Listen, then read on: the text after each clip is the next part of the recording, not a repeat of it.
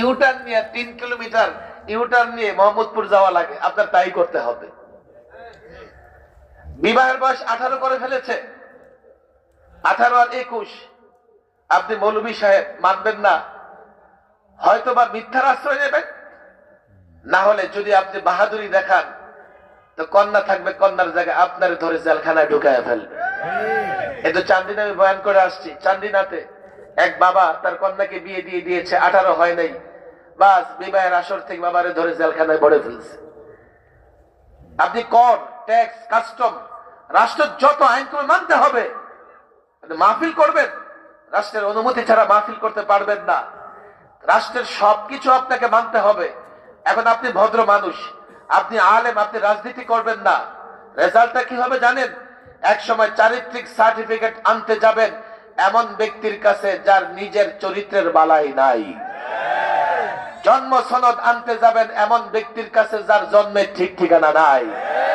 ইয়াবাখোরের কাছে মাথা নত করবেন।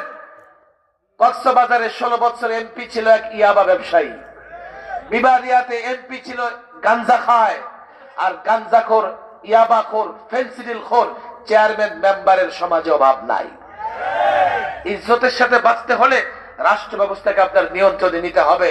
আর আপনি ভদ্র হয়ে থাকবেন, রাজনীতি করবেন না, তো ইয়াবাখোরদের অনুসরণ করতে হবে, তাদের সামনে মাথা নত করে দাঁড়ায় থাকতে হবে।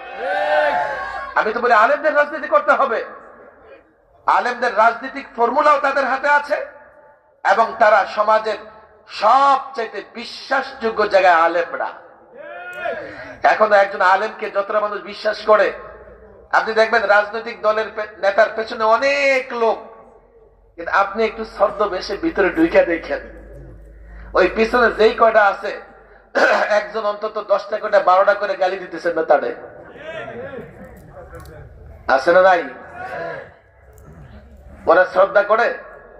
ওই যে একটা মোহ, দুনিয়া, দুনিয়ার চাকচক্য সাধারণ মানুষের হাতে ছেড়ে দিয়েছে।